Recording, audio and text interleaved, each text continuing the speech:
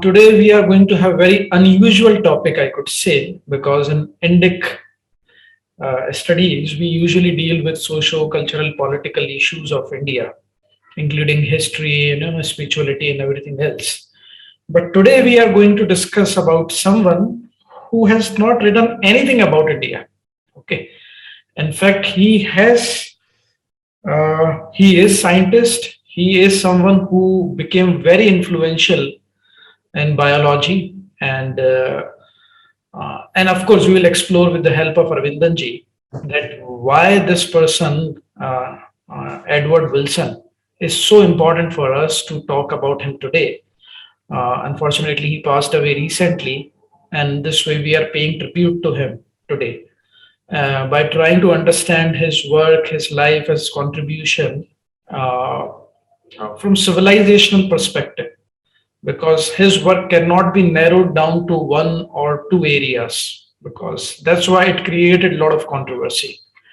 So, and we have none other than Aravindan ji, who has been writing on evolution, cognitive sciences, life sciences, and many areas. I think those who are working in the West and in pursuit of truth through scientific methodology, and what kind of advances they are doing, which is helpful for understanding issues related to humanities also. Okay.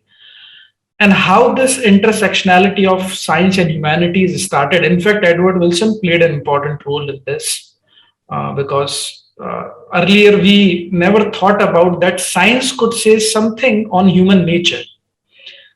Since the time of enlightenment, there are two areas which are pulled apart. Okay, that is art or humanities and science. So it was never expected, and still many people find it surprising that science can shed any light on human nature or social structure or something like that. But things have changed in last, let's say, 4 or 5 decades, since or we could say the pioneering work of Edward Wilson's sociobiology. So what was that work? Why it became influential? Then later, why it became controversial? And how did all this started? Okay, and why we should learn from Edward Wilson's legacy, and how it could help in Indic discourse also. So that's the larger issue we are dealing with here. And Arvindanji, I think, if I'm not wrong, I don't know anyone in ecosystem who has been writing on these subjects. So you are our sole mentor in this area. So please help us explain the life, the science, the legacy of Edward Wilson. Over to you, Arvindanji. Thank you, Ram, for the kind words, actually. I hope I live up to your expectations. Now, coming to Edward Wilson, I am not going to get into the biographical details, because nowadays we can just go to Wikipedia and you can find all the biographical details and much more. In fact, as you have rightly said, there is the obit by Carl Zimmer. But the interesting obit that I read for Edward Wilson appeared in Scientific American. And in Scientific American, it was entirely a rant against Edward Wilson. Now, this man, in 1975, he had been physically assaulted by the leftists with a kind of a tactical understanding of the leftist academics. He was not attacked in some public meeting or something. He was attacked in the conference of American Society for the Advancement of Sciences. And there he was attacked. He was called racist and all those kind of things. And at that time, he had broken his leg. In fact, Edward Wilson always had a fragile health. and he had broken his head and his leg, and he was sitting there with no ability to move, and these people brought ice water and poured it on Edward Wilson. The kind of hatred they showed for him, even after he passed away. In Scientific American, you could see that. And in fact, this shows the entrenchment of the woke mentality. And if you go through that particular article in Scientific American, you find that Edward Wilson had actually done us a favor, even in his passing away, because he had brought out the kind of anger that the left holds. See, we have to understand the historical context of Edward Wilson here. Edward Wilson's book Sociobiology appeared in 1975. Edward Wilson himself had established a reputation for his work in the study of ants. Okay. Now, the Soviet Union at that time, Cold War was happening, and Soviet Union at that time was facing a lot of negative PR because of the Lysenko affair. Lysenko affair is something in which the Marxist influence on biology, Marxist commissars determining what is good biology, what is bad biology, what is bourgeois science, what is proletariat, progressive science. Because of all that, Soviet Union had suffered a major setback in the perception of scientists. Till then, scientists were throughout the world, the intelligentsia, they always have this love for socialist systems. And when we go through the entire work of E.O. Wilson, we will understand why. There are some very serious evolutionary psychological reasons why the intelligentsia, they become, enchanted by socialism. So Soviet Union was undergoing this crisis. In fact, the entire left ecosystem has been undergoing this crisis. They needed academic respectability. So they wanted to show that this just happens. The bourgeois have their race science, and we had these small labs. And when they were looking for some kind of a victim, and then came Edward Wilson with his sociobiology. Just before that, in 1971, I think it was 71, Richard Dawkins had come up with the selfish gene, in which he says that the gene is the basis of selection process, the entire evolution. So now he comes with sociobiology. So they started categorizing, they started labeling both Edward Wilson and Richard Dawkins as racists. And they organized students to go and make protests and kind of violently threaten them and all these kind of things. Exactly what they are doing today in Indian academia. They were doing that in the university the campuses of United States in the West, and high-placed Marxist scholars helped this kind of lumpen elements directly or indirectly. So that is the kind of hatred that they have for Edward Wilson. But Edward Wilson stood his ground, and sociobiology, it gathered a lot of strength over the period of time. It withstood all the attacks that were made on it, and we today have it in the form of evolutionary psychology. Now, what is this that created this much of a problem for heartburn for the leftists? The important thing is this. Edward Wilson said that genetics play an important role, not the only role. They play an important role. The innate factors play an important role in the exhibition, the manifestation of the organism, and in the evolution of the organism. This they misinterpreted as genetic determinism, that Edward Wilson was advocating genetic determinism. In fact, Edward Wilson was not advocating, whatever he was advocating, he was not advocating genetic determinism. In fact, he said that very clearly. In his the observation that he made, particularly with the insect societies, he made this wonderful observation. In spite of the phylogenetic remoteness of vertebrates and insects, and the basic distinction between their respective personal and impersonal systems of communication. These two groups of animals have evolved social behaviors that are similar in degree and complexity and convergent in many important details. Now, I would like you to compare this particular observation that Edward Wilson makes in his study of ants. This was before he published the Sociobiology, the study of ants.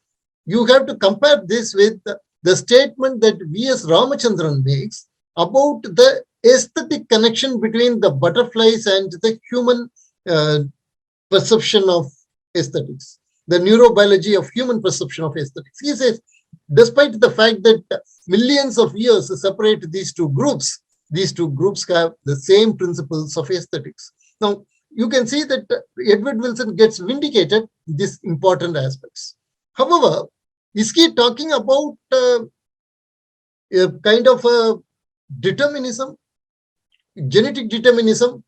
He explains in the 25th edition of Sociobiology, he says this very clearly. The objective meaning of human nature is attainable in the borderland disciplines. And I will come to what are these borderland disciplines later. We have come to understand that human nature is not the genes that prescribe it, nor is it the cultural universals such as the incest taboo and rites of passage, which are its products. Rather, human nature is the epigenetic rules, the inherited regularities of mental development. So by epigenetic rules, he kind of visualizes a dynamic dance between the environmental factors and our ability to kind of transmit extra chromosomal, extra biological, or rather metabiological data through culture. And the basis of all this is the biological substratum of our genetic makeup. So we are not the expression of our uniqueness is not just the nucleotide sequence. Our awareness is not just the potentials between the different neurons, but we are rather an emergent phenomenon of a complex dance. And how to study this complex dance? Here, Edward Wilson brought in another one beautiful concept, and this concept is something that we need to understand very clearly. And he called this concept something that actually resonates with what we can call samanvaya. Okay, and he calls it kind of consilience. That is, different disciplines, cutting across different disciplines, which look at the world in different ways. We want to create a bond. We want to find a common space. And how do we find the common space? Through what he called the borderland disciplines. And what are these borderland disciplines? Cognitive neuroscience, behavioral genetics, sociobiology, or now it is called evolutionary psychology, and environmental sciences. He said these borderland disciplines are the places where the social sciences, theology, philosophy, or humanities, and the biological sciences would meet. They have to shake hands. And in fact, again, we have to remember this very clearly, that Edward Wilson himself was a scientific materialist. So being a scientific materialist, he was very sure about the explanatory capacity of biology. And he said that there should be a biological basis, and this biological basis will help the social sciences and the humanities to put themselves in more strong, less speculative pedestal. So this particular aspect, he defines this particular phenomenon as something like, particularly with respect to religion. He says that there has to be, this process has to be play itself out with unwavering intellectual rigor in an atmosphere of mutual respect. Now, this particular statement, unwavering intellectual rigor in an atmosphere of mutual respect, is what we call samanvaya. He says this in the context of the West. And he points out that the humanity as such, the human species, they have culture.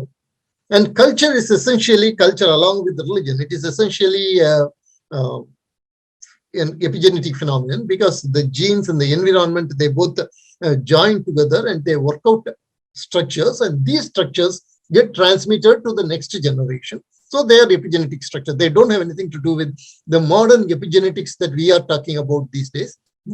So he says that in this, religion plays a very important role. Religion will possess the strength to the extent it codifies and puts into enduring poetic form the highest value of humanity consistent with empirical knowledge. When this happens, when this would happen, when religion becomes open to science. So Edward Wilson understood one particular aspect of human species. It is that human species need a sacred narrative. Human species cannot exist without a sacred narrative. And he found three things competing for this sacred narrative of the human species. One is the scientific materialism. Another one is Marxism. Another one is the traditional religion.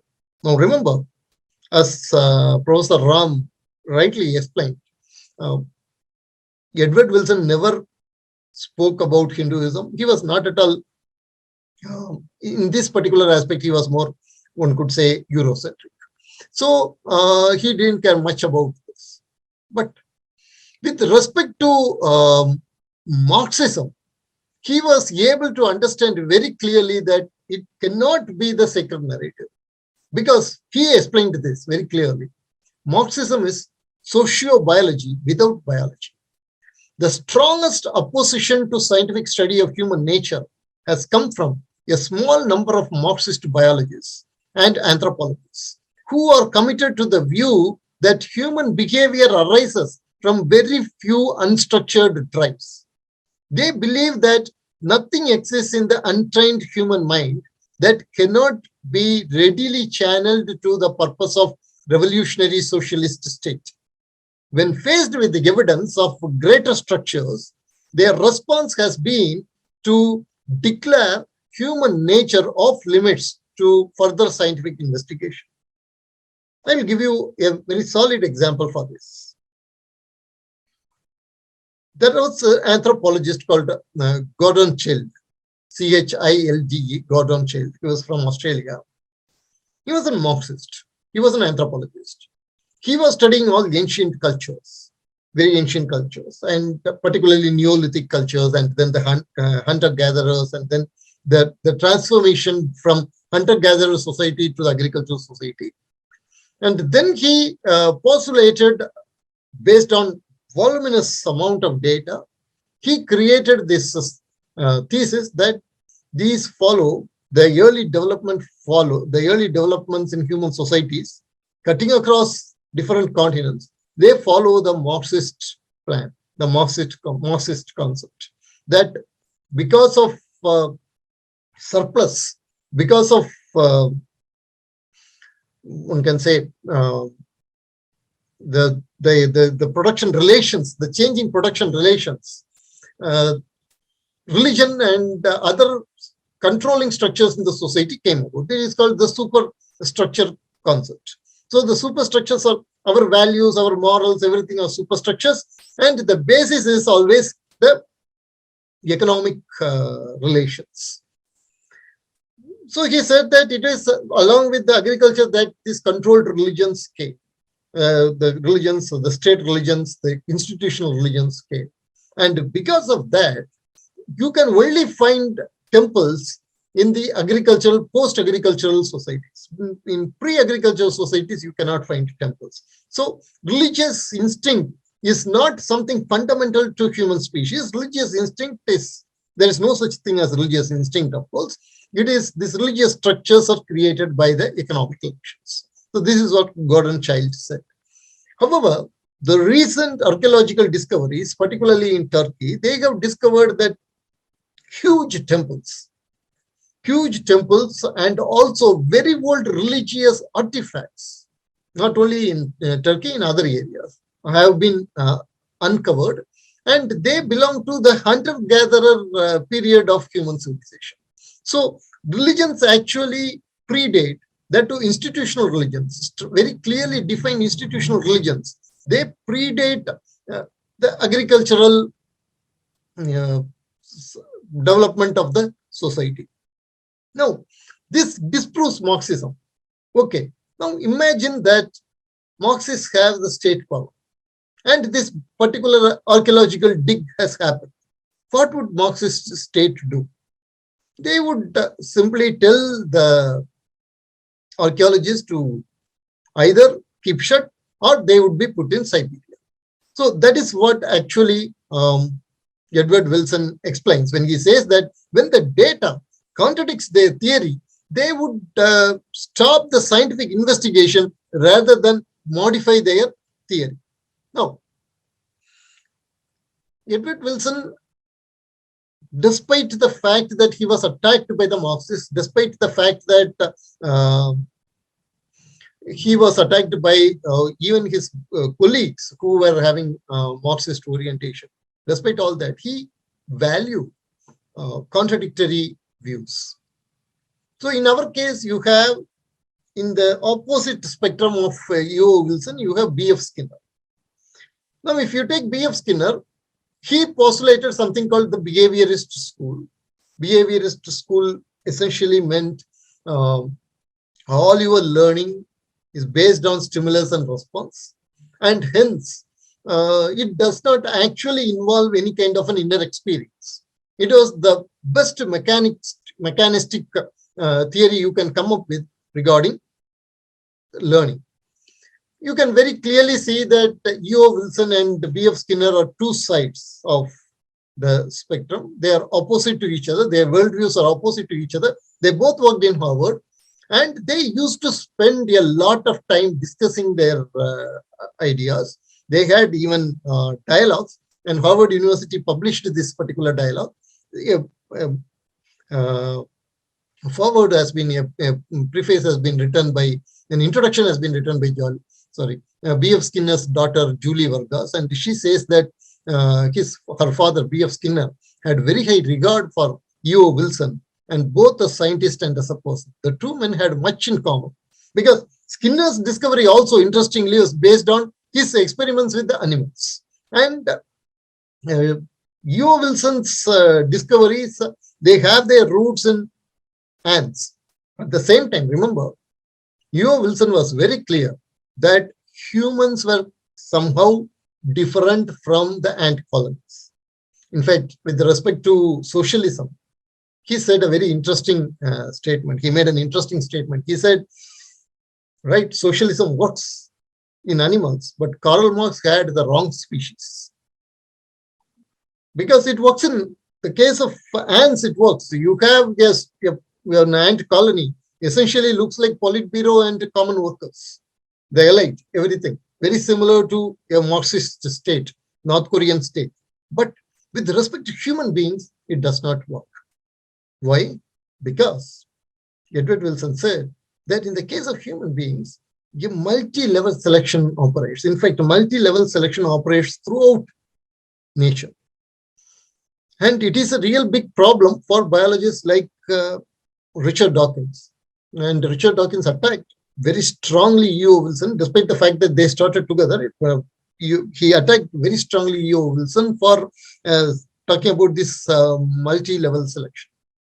In fact, this is a paradox. This multi-level selection is a paradox. Thiruvalluvar, who lived 2000 years ago, he makes a statement, he makes an observation. He says, good people who adhere to morality and ethics, they suffer. Why should they suffer? This is an unexplainable mystery. He leaves it at that. He doesn't get into karma. He doesn't get into any metaphysical explanation. He simply says this and he leaves it at that. Now, in The Descent of Man, Charles Darwin again makes the same observation. He says that, the good man finishes last. He says that if you take a society, a particular society, in that society, people who adhere to moral principles, People who live by ethics, they suffer.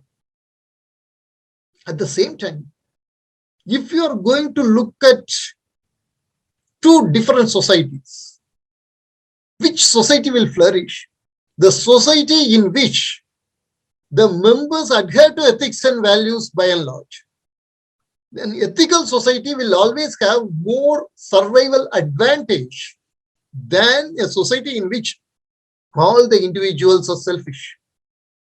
So here you have, this is natural selection. E.O. Wilson points out this particular thing. So he says, here you have a very good example. He gives an example of, slime mold. It operates at all levels in. So that is why when we make a statement that Darwinian evolution is nothing but a survival of the fittest, it is nothing but raw competition. No. Darwin was able to penetrate into these aspects. When he said survival of the fittest, what he meant was the fittest does not mean that person who is mighty and strong. It actually means that particular species that is capable of adapting itself to the environment. So now, in the case of slime mold, for example, E.O. Wilson gives this example. A lot of amoeba are there. And these amoeba, all these amoeba, they are living as free, separate organisms. When there is scarcity of resources, what happens? All these amoeba come together and they form the slime. And this slime mold then is capable of walking to a bit longer distances than individual amoeba. It can go in search of light and resources and it can survive. But to do this, when all these amoeba come together and they form the slime mold stock, a lot of amoeba die actually. So in terms of individual survival, this is not beneficial. But for the entire colony, this allows it to survive. So here is a trade-off between the individual selfishness and the goodness of the group. The same way, he points out a lot of similarities. A lot of another one example he gives is that of paramecium. Paramecium, what it does is when in a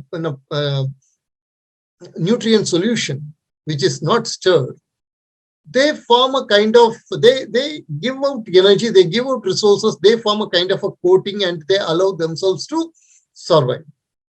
So in all these examples, the individual is ready to sacrifice its survival, its resources, its comfort for the group. Such groups survive. If it is not so, if you actually manipulate the paramecium cells, the individual parameciums, you remove certain genes and you make them selfish, then what happens? For a particular time, they just like that grow. It looks as if they are successful. Then they all die. Then the selfless paramecium group. So E.O. Wilson points this out and he says that the same thing operates for the humanity. So in human society, if you look at this very carefully, you will find this out. That, for example, there is this famous, if you slap your one cheek, then you should show the other cheek. That particular principle is there. If you think about this particular principle very carefully, you will find, I think it was Marvin Harris who has written about this particular aspect, that if you look at the entire teachings of Jesus, Jesus talks wonderful in-group morality, in-group ethics. But when it comes to the outer group, he is as good as the last prophet. So, in fact, it was Jesus who says through a parable that the unbeliever should be cut off. His head should be cut and his head should be brought and put on his feet. He does this through a parable, not even directly. So, it is even more powerful. So, here you have a very good example of in-group morality that is very beautiful, wonderful. You show the other cheek. You forgive your neighbor, everything. At the same time, when it comes to between two groups, it is very violent.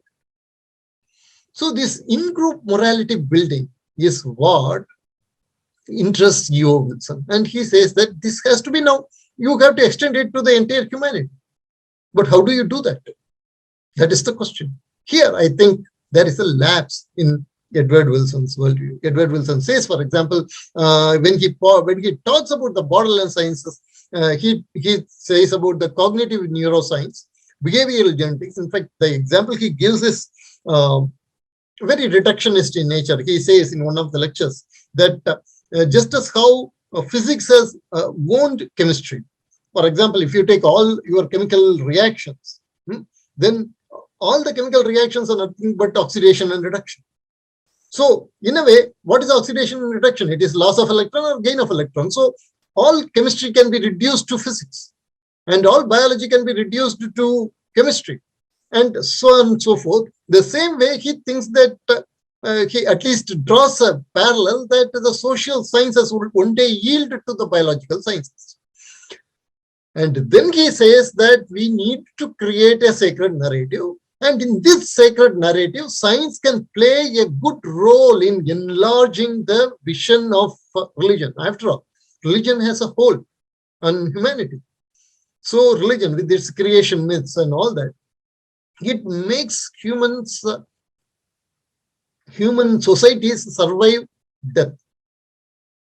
How? Think about this. Your birth is a biological accident. Your death is a biological certainty. When death is a definite biological certainty, you would think that why don't I live a hedonist life? What stops me? So these ideas of a creator, ideas of concept of morality given through commandments and all those kind of things, they can help you to live an ethical society, ethical life, and create an ethical society. The problem here is when science comes and demolishes this, then what happens? So E.O. Wilson says that then the religion has to become receptive to science and it has to grow.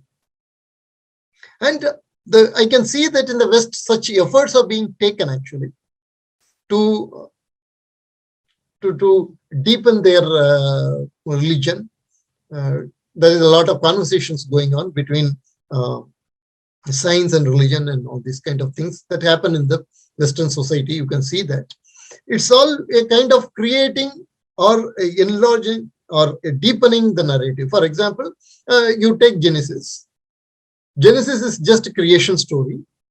You make it look as not a literal account of creation, but a poetic expression of what happened. And then it attains a kind of a depth. So now you can accept evolution and you can accept Genesis together. So this kind of adjustments, for this kind of adjustment, E.O. Wilson's book works. E.O. Wilson's works help the Western society. Now, from our point of view, where do we fit E.O. Wilson? Number one, I would say, E.O. Wilson brought in a new concept called biophilia. Biophilia is your love for biodiversity, your love for life. We all have love for life. All human beings have love for life. The different life forms around us. We love to be in nature's company and we love to enjoy nature. So this is biophilia, and he says that this particular feeling of love for the nature, the grandeur of nature, the admiring the diversity of nature, it can become the basis for conservation. Because he points out that right now the society is facing important problems. The first problem is the climate change. The second problem is the drinking water becoming lesser and lesser. And the third problem, he says, is the species loss. And then he says, of these three, it is the species loss which is irreversible. You will be able to reverse the climate change with a lot of actions. You will be even able to conserve water, and you will be able to make the water cycle even more efficient for you, and you may be able to harvest water.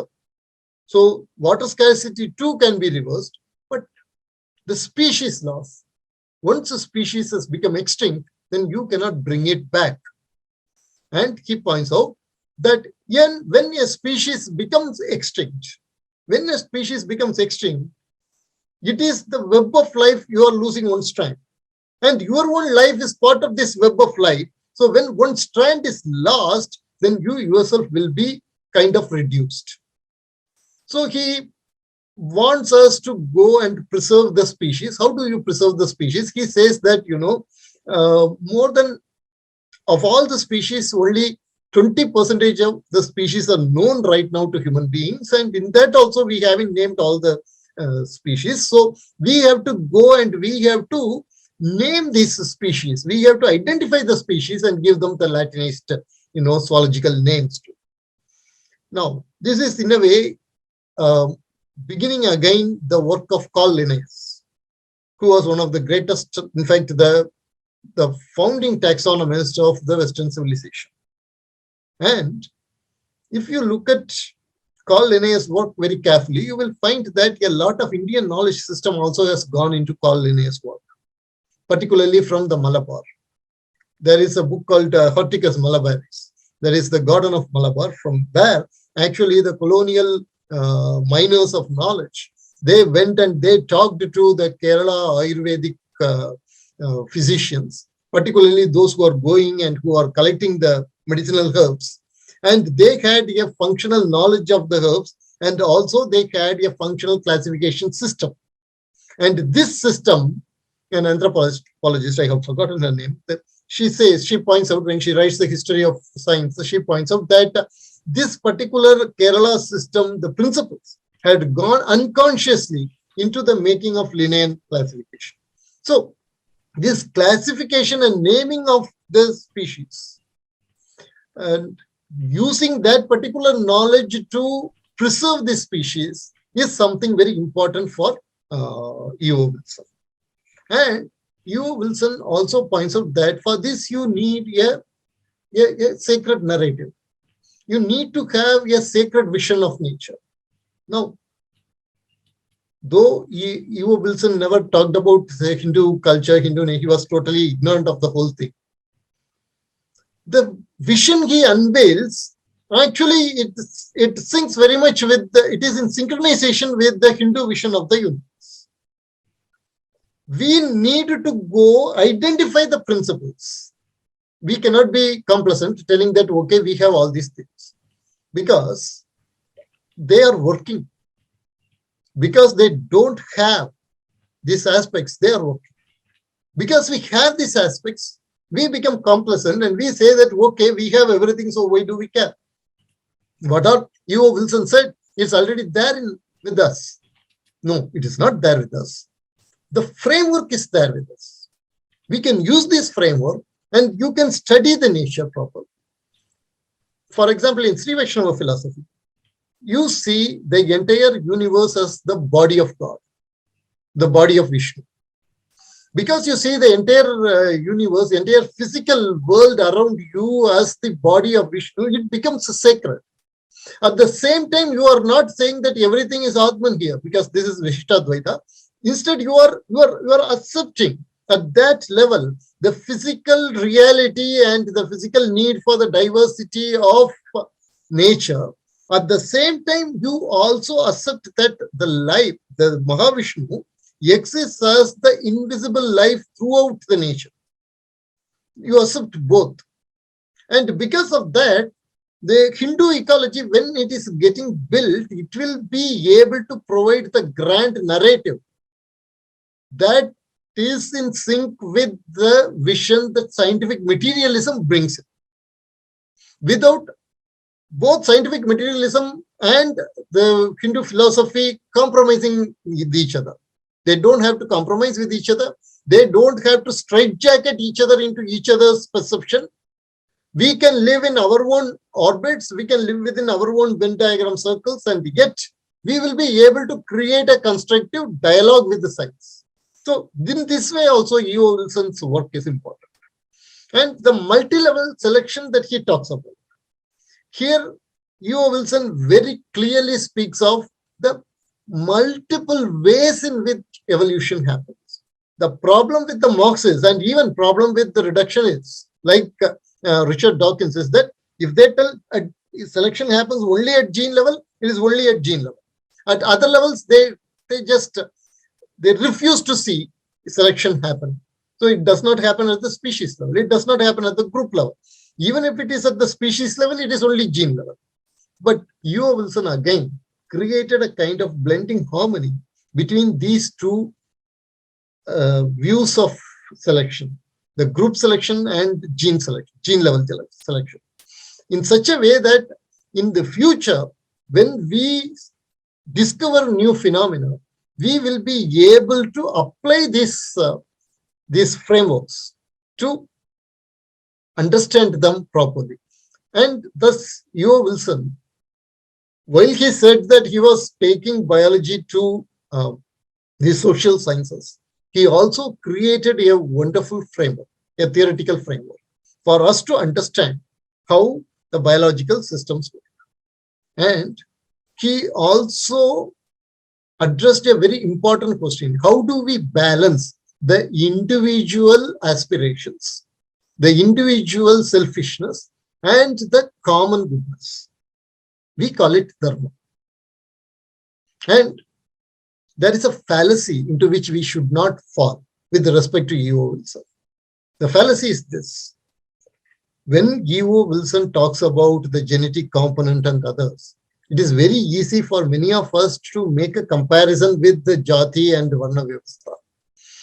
Actually, it is very, it would be a leap of faith if we are going to do that. And most probably we will end in a kind of a sorry state of affairs if we do that. So we have to be very careful with respect to that. E.O. Wilson is very, very clear that the individual aspirations are there, and it has to be harmonized for the goodness of the society.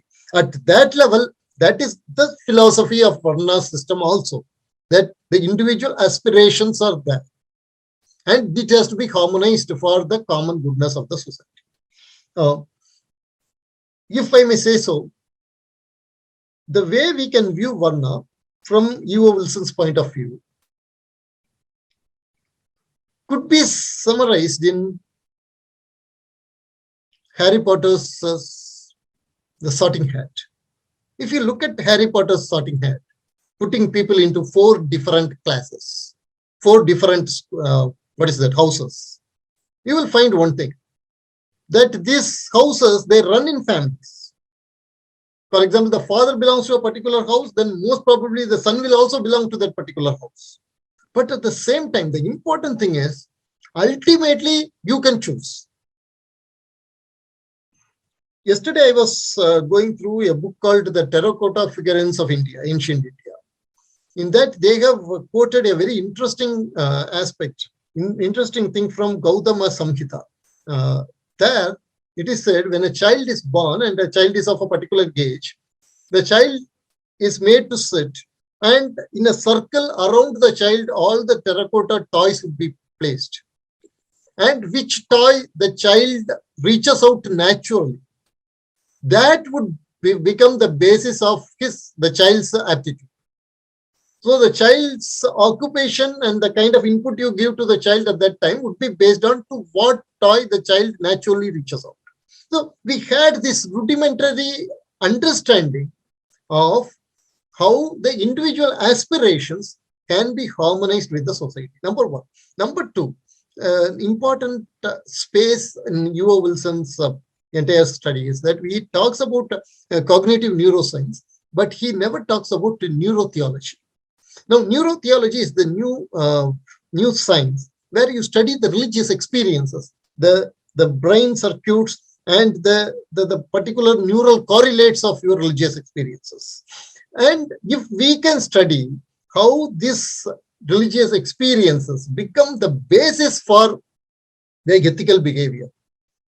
For example, a feeling of empathy, a feeling of oneness with all beings, it can become the basis for the ethical behavior showing empathy. And V.S. Ramachandran again says that empathy is the basis for creating civilizations. So this is another lacuna there in E.O. Wilson's work, which actually we can fill in.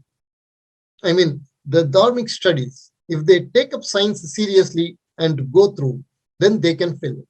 So this way, we can see E.O. Wilson's work as a great body of work, whether it is in ecological sciences, you want to conserve the species. And he points out, now I will finish it in 5 minutes. He points out that he coins a word called hippo, loss of habitat loss, and invasive species, and pollution, population, and overuse. These are the 5 factors which is driving the loss of species, loss of biodiversity.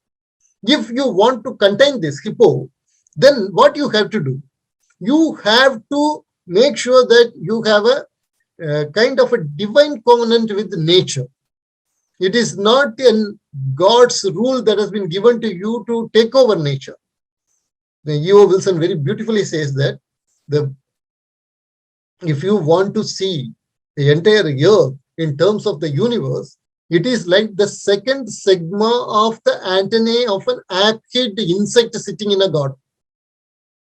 Imagine an aphiid insect sitting in a garden in New Jersey.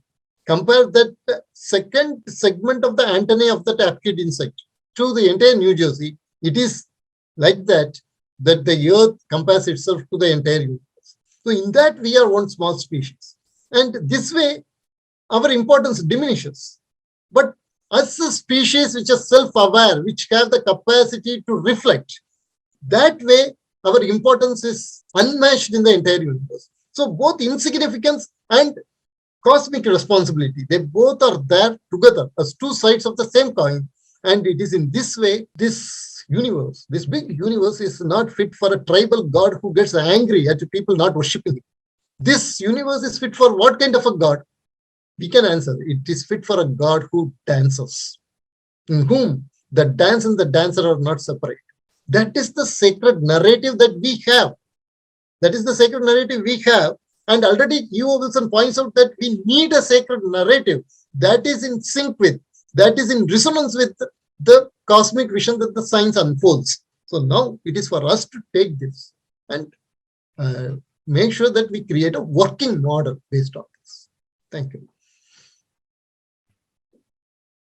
Thank you, Aravindanji. Thank you very much for explaining it in a very comprehensive and very detailed manner. I think you have covered a lot of points.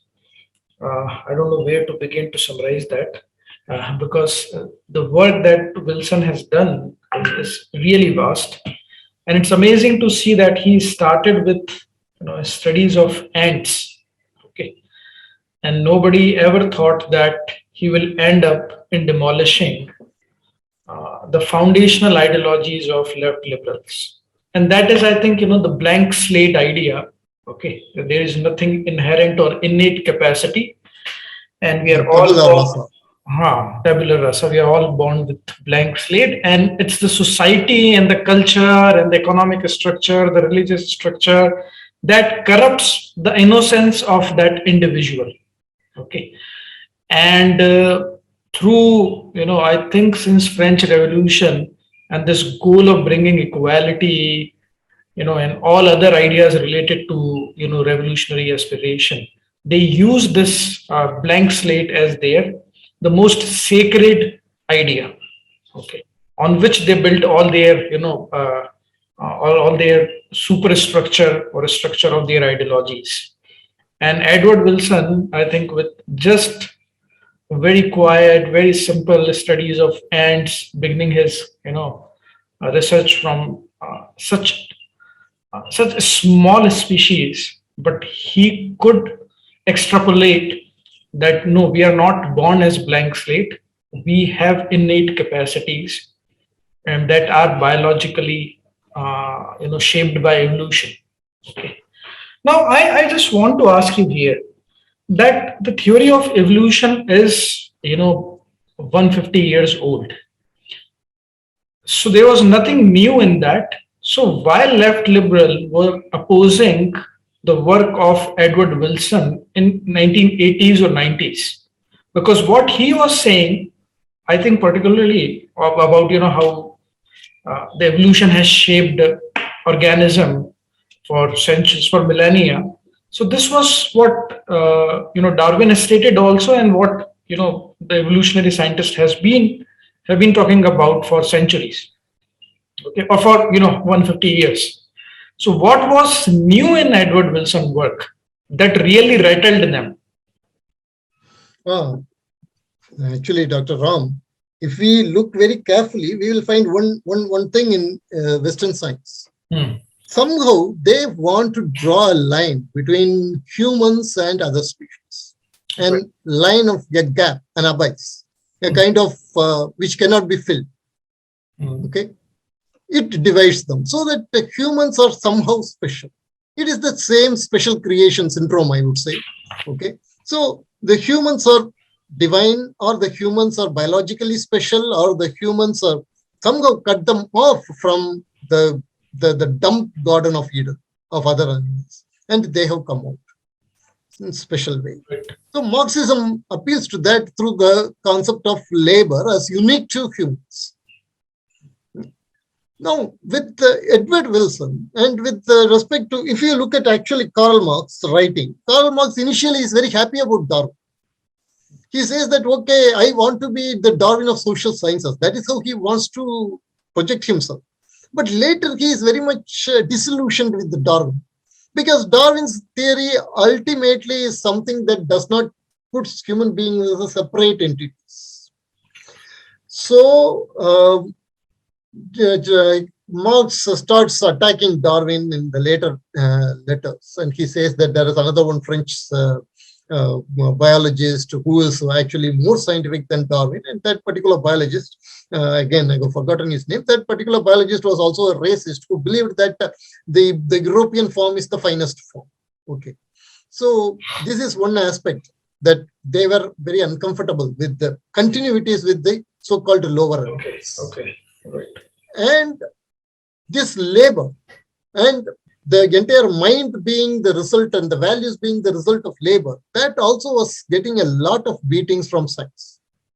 Already Jane Goodall has pointed out that the chimpanzees were using tools. And so now, if I think it was anthropologist Leakey who said that either you have to redefine human beings, or you have to redefine tool usage, or you have to redefine both. Okay, and this is the problem that they were facing. And here comes Hugh Wilson, and he says that it is not just the human beings as such, but your entire social structures could have, genetic basis, genetic components. He was telling, he was not even talking for 50% genetic components there. He is talking about the genetic components being there, and a kind of epigenetic knowledge passing, shaping the civilization. Even that they couldn't accept. It is because the left, for all their talks about liberalism, it is the Mecca Medina strategy. When you are in Mecca, you will be very nice, you will be liberal and all that. But when you have the power, then the verses that come would tell you to chop off the fingers. In the same way here, in the case of liberal, the leftists, they will be all liberals. They will talk about freedom of expression and everything. But when their closed system gets threatened by raw facts, then the real beast would come out. The bloodthirsty beast would come out. Whether because it was United States, they stopped with pouring ice water. If it was Soviet Union, they would have sent him to Gulag. But they couldn't do that, not because they didn't want to. So that is the reason why they, to this day, see, in Scientific American, that particular article talks of Gregor Mendel and Charles Darwin as racists. What kind of nonsense is this? But this is what we are seeing, actually. This is the woke culture. And woke culture in science is the most terrible, dangerous thing, actually. So now this brings us to another interesting question, that how could woke culture could find its way in science? Now the science is basically, empirical research is done there. You have findings there. Okay, because we associate woke culture with humanities only. Okay. Now, of course, you can fight science from outside. Okay. Let's say you're not going to accept some studies because that does not align with your principles and all that. But how could they become so influential that they could publish such kind of articles in Scientific American? So, like, are there scientific groups that still believe in, woke theories or much aligned with, ideas of woke theories? And how do they find a space in scientific community? One of the important reasons is that this woke culture gives you a lot of ability to get over your guilty feeling. All said and done, their institutions they know are based on injustice. All their institutions are okay, and you have that famous syphilis experiments on the black people. To this day, have you seen any of these woke people demanding justice and for that syphilis experiments that are happening for 30 years on blacks? It was Tuxj experiment. Huh? And I don't see any Black Lives Matter people asking for that. No, this is you. All you have to do is you have to change your vocabulary. You have to change your frame of theories, and then you feel happy. It is something like you can do all atrocities against a marginalized caste in your village, and then you can put the blame on an elusive Brahminism that frees you of all the guilt. Right? The same thing happens. In fact, we should say that we are the people who invented woke. By we, I mean the Dravidian movement and the leftist movement in India. They invented woke long before woke became fashionable in the West. So this aspect is there. And so the scientific community, even particularly pop science, I won't say scientific community as such, but the pop science, which is the interface between the core science and the popular culture. There, the writers are all left-oriented writers. I think it may be a strategy to get such writers. And hence, they will always be writing with the left orientation. For example, when this pandemic was there, you go through all the reports that have appeared in Scientific American during the pandemic. There is nothing that says about India's achievements with respect to vaccination and other things. But there are a lot of reports about the human sufferings and the migrant laborers and all that. When you go through who has written this particular article in Scientific American, you find that the person who had written is actually a person who was an advisor to UPA government previously. No? So you have actually conflict of interest. It is generally a custom to show that you have conflict of interest, then you won't indulge in writing at all. But here you have conflict of interest and yet you are writing. So this kind of infiltration has been there. On the other side, we have been wrong because we have done our own acts of omission.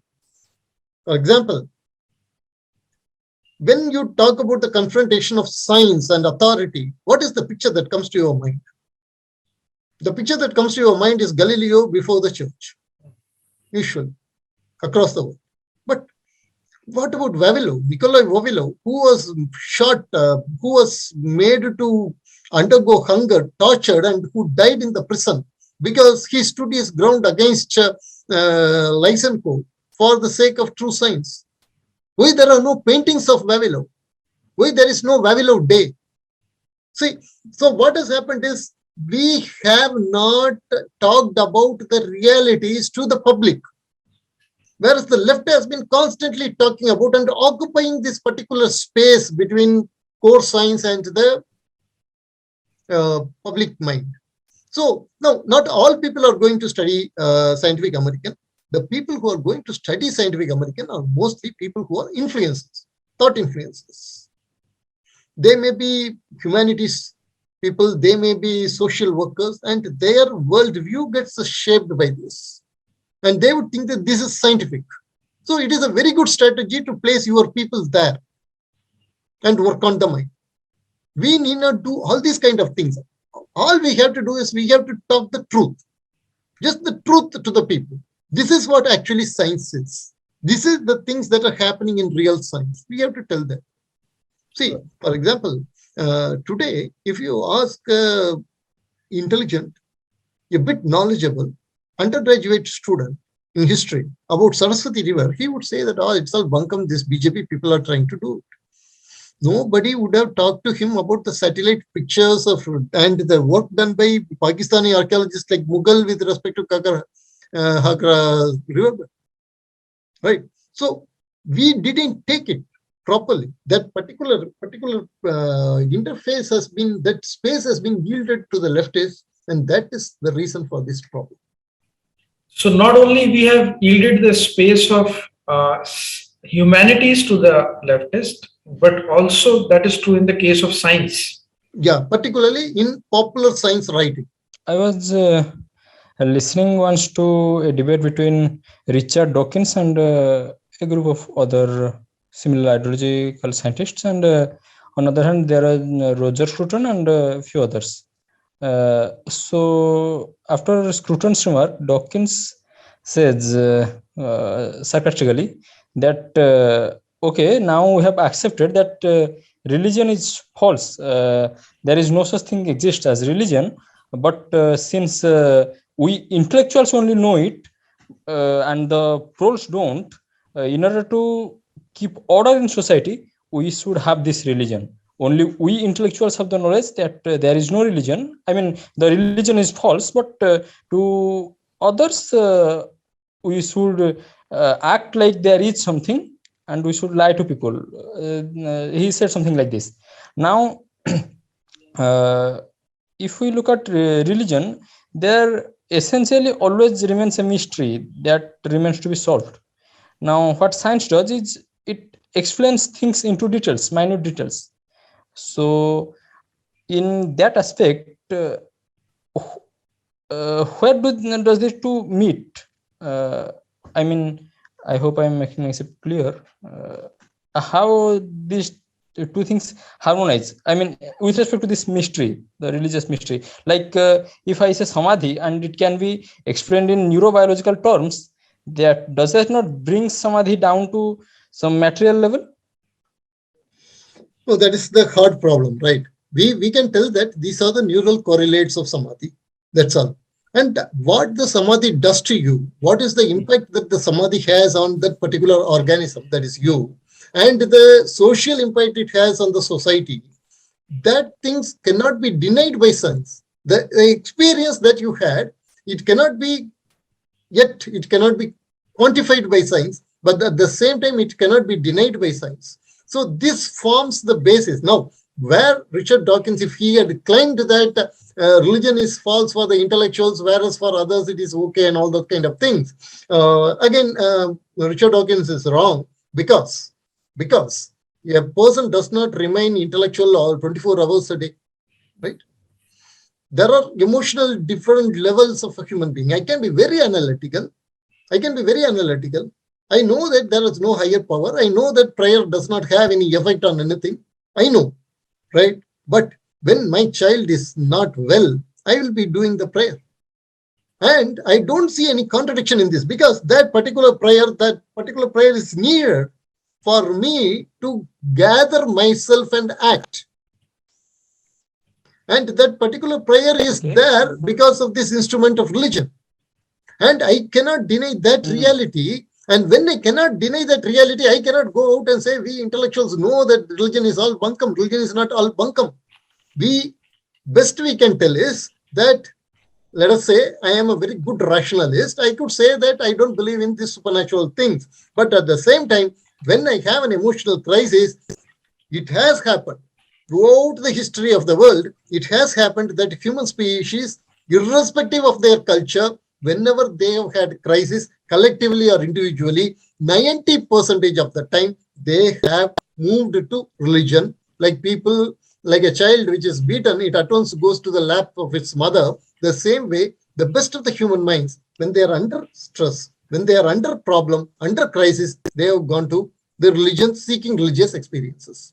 So this is something that you can actually sit dispassionately, and you can explain it in terms of evolution.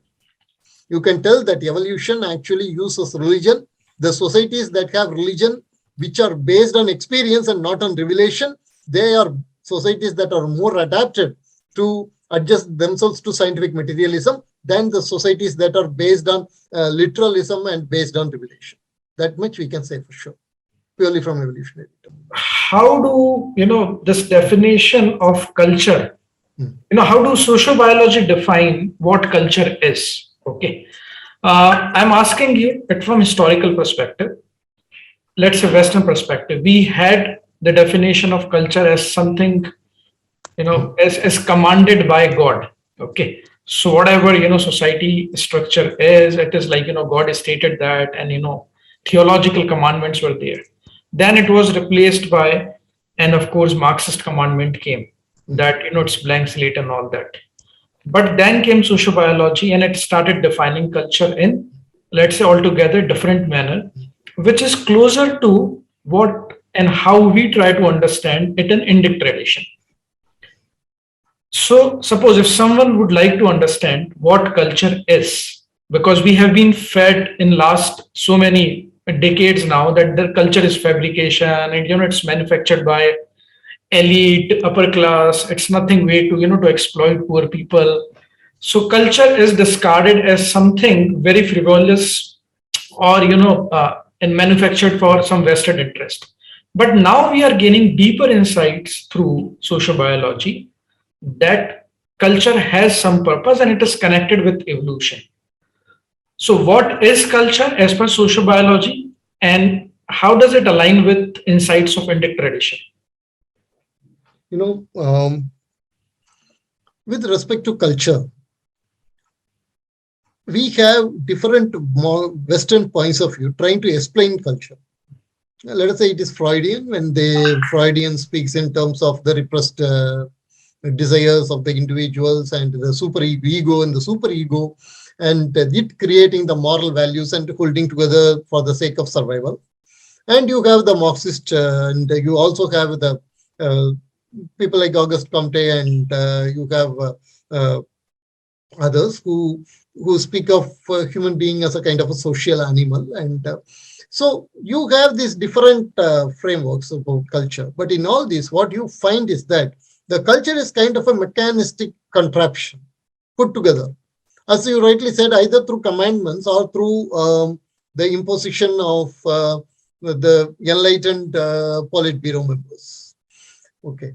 So now, this I would say that this is the kind of allotropic nature of allopoetic nature of culture, where you see it as a kind of a machine. And this machine could have come through random things, or it was done by an intelligent maker. So when we talk about the mystery, in the Western context, the mystery is the mystery of the unknown creator, this super intelligence. And when that particular super intelligence is removed as untenable with science, then you have others coming there, but this particular mechanistic view of the culture, that it remains. So you have to explain it through other means, other reductionist means. Whereas in the case of the Hindu point of view, we don't see it as allopoetic, we see it as an autopoetic. So because we see it as kind of an egg that is growing. So you have a kind of a small seed that grows and grows and grows like an organic process. Now, this is a particular process-oriented view of culture and process-oriented view of reality. And people like Alfred North Whitehead, they have gone near this particular concept of culture.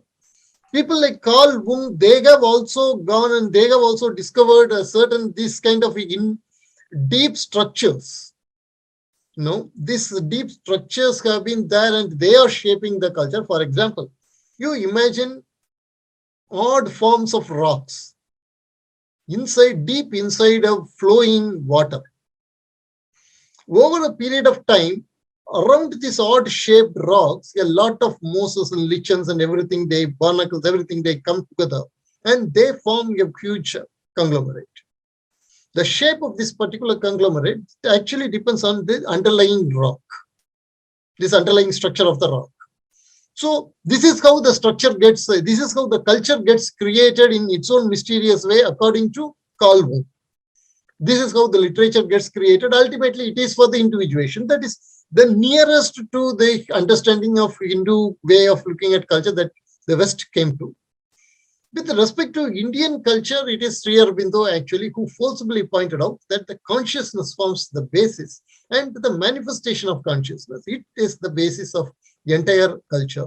So you have this Upanishadic statement that says that a wife loves the husband, not because the wife is a wife of the husband or the husband is the husband of the wife, but because both are Brahman. Ultimately, for realizing the Brahman in them, that we have come together to realize the highest potential, which embraces everything that we have come together as a culture. And this particular view of culture, broad view of culture, which has been articulated through various smritis also, because nowadays it is very easy to blame smritis, and either you create a shariat out of smriti, or you blame smriti as a kind of the basis of all evils. So either way it is wrong. The purpose of smriti is to, in that particular climb, in that particular temporal culture, to maximize the human potential. To maximize the human potential in that particular environment for all sections of the society. And we have to, of course, update it, and we have to adapt it for the coming challenges and the opportunities. So the culture, as we see it, is for maximizing the human potential while also maximizing the common good of the society and the entire existence. Sociobiology is saying that there is no mystery as such, and everything can be explained through evolution.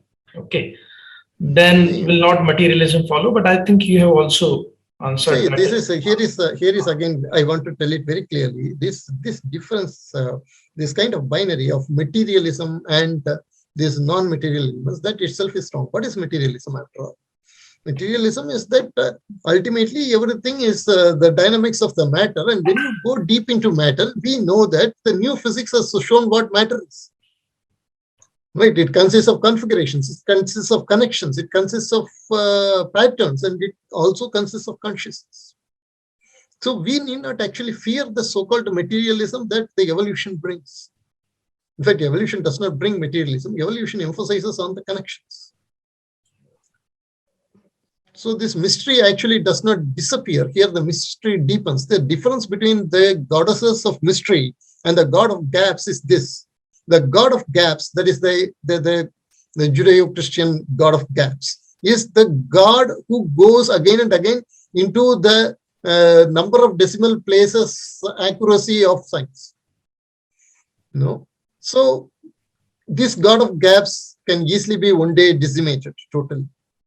But the goddesses of mystery is each time you discover a particular phenomenon about, let us say, the pollen grains, let us say the pheromones, and how the pheromones are connected to the chemicals secreted by the roots of the plants, and how the plants emit the pheromones which emit chemicals which actually attract the insects. And all these things form a gigantic living organism. This is materialism. This also deepens the mystery of science, life. The Gaia is a material concept. No doubt about it. It is rooted in scientific materialism, but the Gaia also deepens the mystery of life and science. So this is what we have to understand. We should not fall into this trap of materialism, vitalism, materialism, non-materialism. I think this binary fit in, again, coming from Western perspective, because they have seen it in that manner only. And I think you have also explained the lacunae in Edward Wilson's work. And one pointer that you gave was that religious experience or neurotheology, or maybe let's say psychedelic experience. Okay. That is not studied by Wilson. And all those kind of altered state of consciousness, he has not stated anything about them. Yes, okay. Yes. What he has more focused on is that how our human behavior has its root in evolution and animalistic tendencies that we inherit from them. Right. Okay. And his emphasis was only on organized religion and the religious beliefs that became the engine of this organized religions. That too in the Western context. Right. So we can say the next step in what should have been followed, what can be followed, after learning from sociobiology or Edward Wilson study is what makes us unique, let's say in this, all species that exist on Earth, and we are connected through evolution with them. But still, in some sense, we are special because we have self-awareness, reflective power, and all those things. And there, I think this is the next frontier of science, where all efforts are put in, that what is consciousness and where the self-awareness come from. So it's not that they are not working on that. After understanding that how our roots goes to deeper into evolutionary cycle or evolutionary tree, the next unresolved question is where this spatial capacity of human come from? How does it function? And if we understand that, then we will get many answers. Do you think that that is still unresolved question, and maybe the next step that Edward Wilson's sociobiology and other research has been leading us to? So someone was asking about the designer hypothesis. I think we just explained that particular aspect, that the designer hypothesis necessitates that there is an intelligence outside the system that designs. But we don't go for the design. It is not the clock, the designed clock, but it is the egg that evolves from within. So that is the difference between the Western spiritual views and Western religious view and Hindu religious view.